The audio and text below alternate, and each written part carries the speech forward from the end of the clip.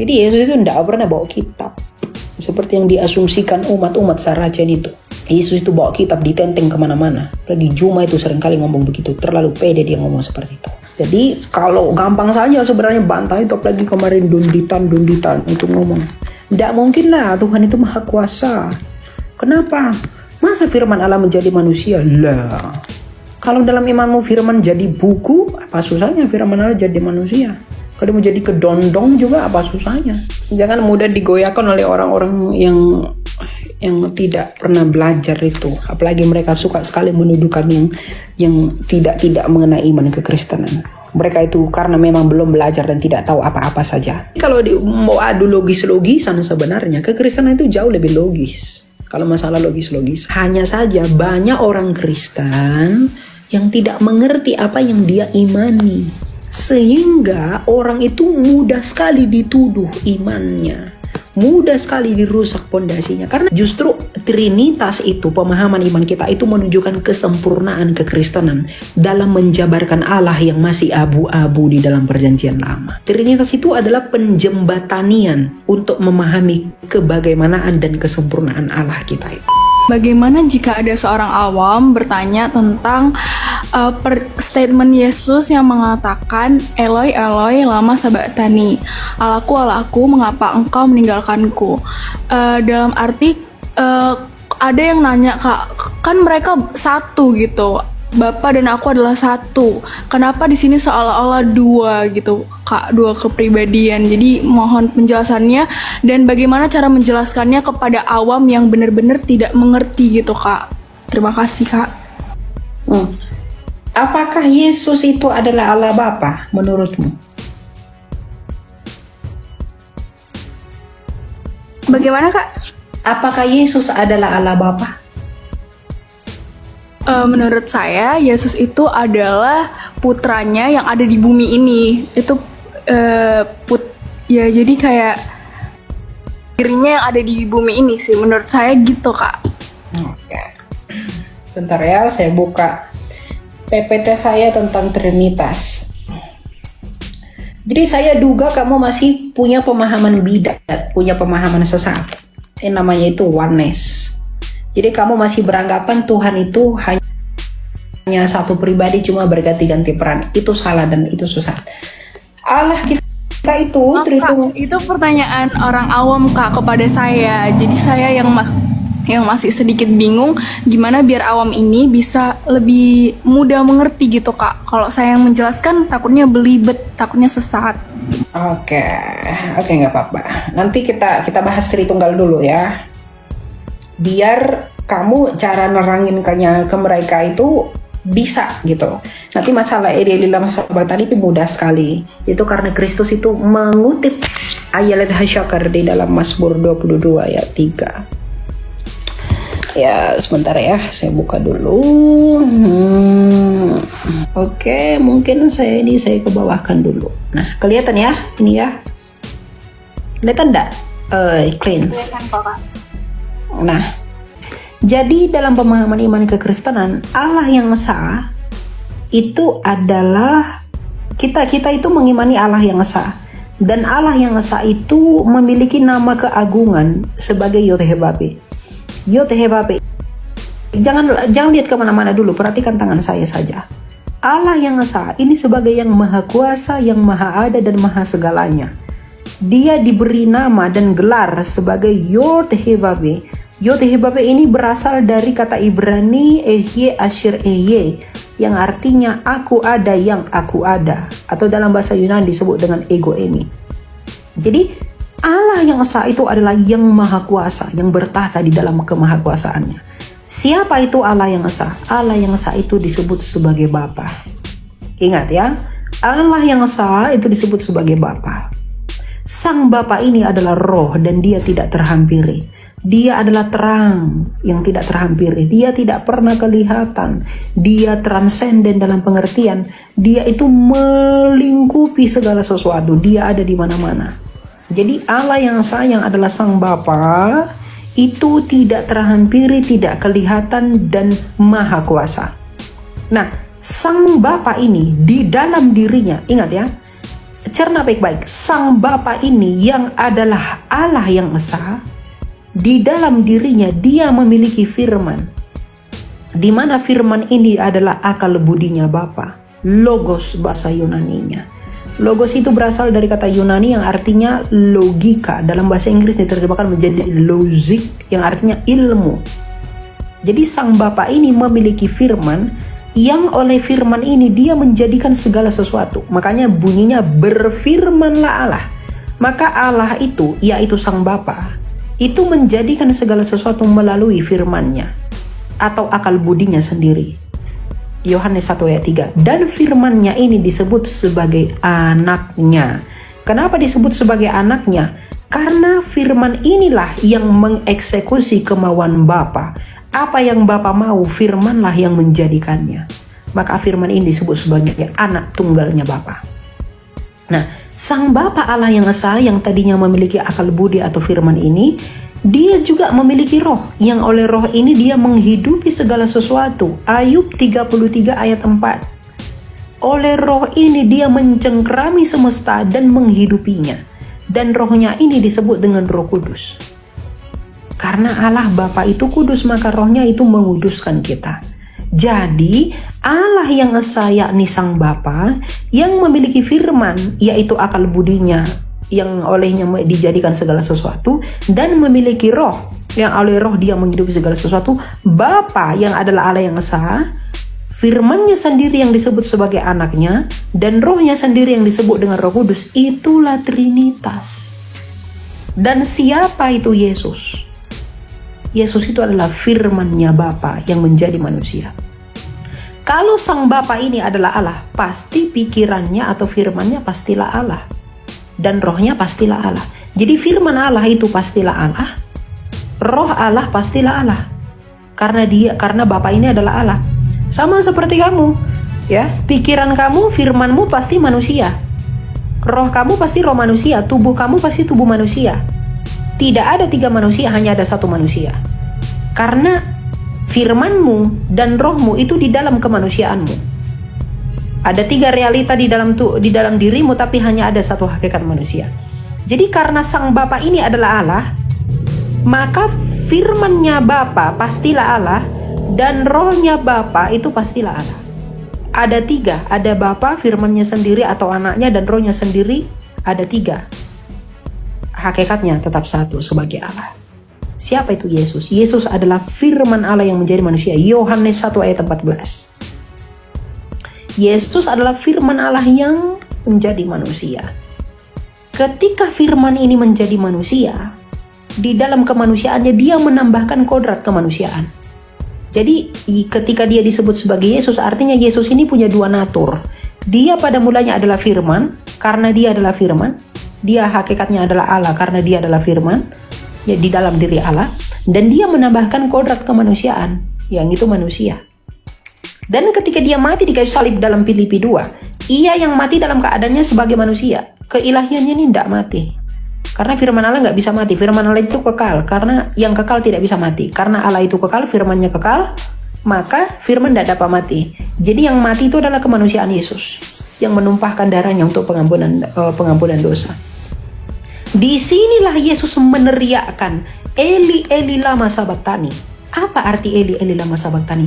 Allahku, Allahku, mengapa engkau meninggalkanku? Kepada siapa dia meneriakkan itu? Kepada Bapanya. Karena Yesus adalah firman Allah.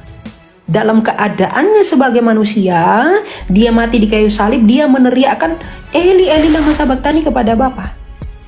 Itu sebagai penggenapan nubuatan pemazmur, bahwa nanti Mesias yang akan datang itu akan meneriakkan atau mengucapkan Eli Eli lama sabachthani, berhubungan dengan hamba Tuhan yang menderita, yang dinubuatkan oleh Nabi Yesaya dalam Yesaya 53. Jadi Yesus ini bukan Bapa yang jadi manusia sehingga sorga kosong, bukan. Tapi firman-Nya Bapa yang menjadi manusia. Kenapa sih firman-Nya Bapa yang menjadi manusia itu firman-Nya yang harus menjadi manusia? Kenapa bukan rohnya saja? Karena firman itu melakukan apa yang dikehendaki Bapa. Firman itulah yang melakukan pekerjaan Bapa. Sama seperti kamu, ketika kamu melakukan segala sesuatu, kamu menggunakan akal budimu. Akal budimu lah yang kamu suruh melakukan segala sesuatu. Kamu ngetik itu akalamu dengan akal budimu. Ya. Jadi Yesus adalah firman-Nya Allah. Dan dia mati dalam keadaannya sebagai manusia. Kalau firman Allah menjadi manusia untuk memperkenalkan Allah yang tak kelihatan itu ke dunia, itu menjadi benar. Kalau dalam iman lain, makanya kalau ada orang-orang non-Kristen yang bilang, masa firman Allah jadi manusia? Loh, apa herannya firman Allah menjadi manusia? Kalau dalam imanmu firman Allah jadi kitab, jadi buku. Ketika firman itu jadi buku, berarti dalam buku itu ada dua. Ada firman dan ada buku kertas.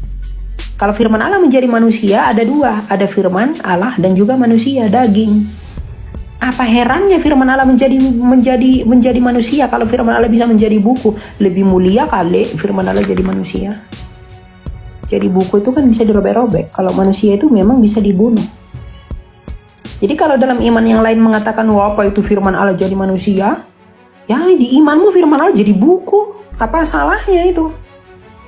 Nah, kenapa kita bisa sampai kepada Bapa hanya di dalam Yesus? Karena Bapa ini tidak kelihatan. Ini tidak kelihatan Bapa ini, dia tidak terhampiri. Makanya ketika Filipus itu berkata kepada Yesus, tunjukkanlah kepadaku Bapa itu. Apa kata Yesus? Kalau kamu melihat aku, kamu melihat Bapa. Karena Yesus ini adalah gambaran Bapa yang tak kelihatan. Kolose 1 ayat 15. Jadi makanya Yesus berkata apa? Aku di dalam Bapa dan Bapa di dalam aku. Jadi Yesus inilah yang memperkenalkan siapa Bapa. Jadi kalau ada orang mengaku, aku menyembah Bapa, tapi dia tidak menyembah Yesus, itu bullshit. Karena Bapa ini akan tanya, aku itu tidak pernah kelihatan, bagaimana kau mungkin mengenal aku tanpa firmanku, yaitu Yesus yang memperkenalkan aku. Jadi jangan kepedean kamu menyembah Bapa, tapi kamu tidak menyembah firman akal budinya sendiri. Karena kamu tidak mungkin bisa mengenal Bapa tanpa firmannya yang menjadi manusia, yaitu Yesus. Sama seperti imanmu, kamu tidak mungkin bisa mengenal Tuhanmu tanpa kitabmu. Kitab yang adalah firman yang menjadi buku. Kamu mengenal Tuhanmu itu karena firman yang menjadi buku itu. Kami mengenal Bapa kami itu karena firman yang menjadi manusia. Makanya Rasul Yohanes dalam 1 Yohanes 1 dikatakan, firman yang hidup yang kami tuliskan kepadamu. Firman Allah yang menjadi manusia ini. Ya. Jadi dunia ini kenal Bapa itu hanya di dalam sini. Makanya Yesus bilang apa? Akulah jalan, kebenaran dan hidup. Tak seorang pun yang dapat datang kepada Bapa kalau tidak melalui aku. Karena aku datang dan keluar dari Bapa, kata Yesus ini. Aku datang dan keluar dari Bapa untuk menyatakan Bapa, kemauan Bapa, kehendak Bapa, keinginan Bapa. Nih dia berkata apa? Ya Bapa, sekiranya cawan ini berlalu daripadaku, tapi biarlah kehendakmu yang terjadi. Karena dia taat dan tunduk dalam kehendak Bapanya. Jadi kalau mereka berkata, kenapa Yesus ngomong Eli Eli lama sabachthani seakan-akan ada dua pribadi dan lain-lain, ini nggak ngerti dia. Ada bukan hanya 2-3 pribadi bro, Bapa, Firman dan Roh Kudus. Kenapa firman Allah itu dan roh Allah itu disebut pribadi? Karena firmannya hidup, bukan metong. Rohnya itu hidup, bukan metong. Maka dikatakan berpribadi. Sejak kekal Bapa mengasihi firmannya, firmannya mengasihi Roh Kudus mengasihi Bapa. Saling mendiami namanya, perikoresis. Allahnya tetap satu, tidak pernah 3. Ini kalau ada iman-iman yang baru lahir di abad-abad ke-7 itu, yang ngomong kalau kita menyembah 3 dari yang 3, 1 dari yang 3, enggak ngerti nih, enggak ngerti. Trinitas itu tidak berbicara tentang jumlah berapa Tuhan, tapi Trinitas itu berbicara tentang bagaimana Tuhan yang satu itu, yaitu Bapa. Dijelaskanlah Bapa itu punya firman, disebut anak, itulah Yesus. Bapa itu punya roh, yaitu Roh Kudus. Tapi hanya satu Allah. Kalau Bapa itu hakikatnya Allah, otomatis firmannya dan rohnya pastilah Allah. Sama seperti kamu, kalau tubuhmu adalah manusia, pasti pikiranmu atau firmanmu dan rohmu pastilah manusia. Ada 3, tapi hanya ada 1 manusia. Itulah bukti bahwa kamu diciptakan menurut gambar Allah. Kamu diciptakan menurut gambar Allah, yaitu tadi buktinya, itu buktinya. Kamu diciptakan menurut gambar Allah. Loh berarti kok kenapa menjadi seperti Allah, kita kok mirip kayak manusia? Ya wong manusia diciptakan menurut gambar Allah kok, bukan gambar kucing. Jadi nggak heran gitu loh. Ya, sampai di sini Pak. Cleans? Ya sungguh paham Mbak. Ya gitu ya, jadi jangan mudah digoyahkan oleh orang-orang yang tidak pernah belajar itu. Apalagi mereka suka sekali menuduhkan yang tidak mengenai iman kekristenan. Mereka itu karena memang belum belajar dan tidak tahu apa-apa saja tentang iman kita yang sejati itu bagaimana, gitu ya. Jadi kalau gampang saja sebenarnya bantah itu, apalagi kemarin Dunditan itu ngomong, tidak mungkin lah Tuhan itu maha kuasa. Kenapa? Masa firman Allah menjadi manusia? Lah, kalau dalam imanmu firman jadi buku, apa susahnya firman Allah jadi manusia? Kalau mau jadi kedondong juga apa susahnya? Tapi untuk apa dia jadi kedondong? Untuk apa jadi DPT? Firman Allah jadi manusia karena dia memperkenalkan Bapa kepada manusia. Makanya coba kita baca dalam 1 Yohanes 1. Mana ini ya? 1 Yohanes 1. Kesaksian Rasul tentang firman hidup. Apa yang ada sejak semula yang telah kami dengar, yang telah kami lihat dengan mata kami, yang telah kami saksikan dan yang kami raba dengan tangan kami tentang firman hidup. F-nya di sini tuh F besar. Itu artinya logos. Bukan F kecil dalam pengertian Yunani remata. Tapi ini F firman hidup, logos yang hidup. Itulah yang kami tuliskan. Jadi Yesus itu tidak pernah bawa kitab. Seperti yang diasumsikan umat-umat Saracen itu. Yesus itu bawa kitab ditenteng kemana-mana. Lagi Juma itu seringkali ngomong begitu. Terlalu pede dia ngomong seperti itu. Jadi nggak pernah Yesus bawa kitab. Oh dia adalah sang firman. Dan kitab ini yang kita pegang ini, itu kesaksian mengenai firman itu. Yang menyatakan Bapa. Jadi kitab kita ini adalah kesaksian, tulisan mengenai sang firman yang memberi remata, maka dituliskan di dalam buku, gitu. Jadi kalau mau adu logis-logisan sebenarnya kekristenan itu jauh lebih logis. Kalau masalah logis-logisan, hanya saja banyak orang Kristen yang tidak mengerti apa yang dia imani, sehingga orang itu mudah sekali dituduh imannya. Mudah sekali dirusak pondasinya karena tidak ngerti itu tadi. Jadi mereka minder. Kenapa ya? Males belajar. Jadi mereka tidak punya pertanggungjawaban atas imannya. Karena nggak diajari dan tidak belajar tentang apa yang saya jelaskan tadi. Kalau itu kita sudah paham, mau kamu dituduh sehebat apapun kamu nggak akan goyang. Justru Trinitas itu, pemahaman iman kita itu menunjukkan kesempurnaan kekristenan dalam menjabarkan Allah yang masih abu-abu di dalam perjanjian lama. Trinitas itu adalah penjembatanian untuk memahami kebagaimanaan dan kesempurnaan Allah kita itu, Sang Bapa itu. Makanya Yesus bilang apa? Berdoalah di dalam namaku. Kenapa Yesus bilang begitu? Kamu berdoa kepada Bapa di dalam namaku karena kamu mengenal Bapa itu di dalam namaku. Jadi ketika kamu menghadap hadirat Bapa di dalam nama Yesus, Bapa itu akan menerimamu. Kenapa? Karena kamu mengenal Dia melalui Yesus yang adalah firman-Nya sendiri yang Dia utus keluar dari dirinya untuk memperkenalkan siapa Dia. Makanya Bapa tidak menolakmu. Dia akan menerimamu karena kamu di dalam nama Anaknya. Tapi di luar itu jangan kamu berharap diterima. Boro-boro diterima. Bapak itu akan, kamu kenal aku dari mana? Kok kamu kenal aku dari mana?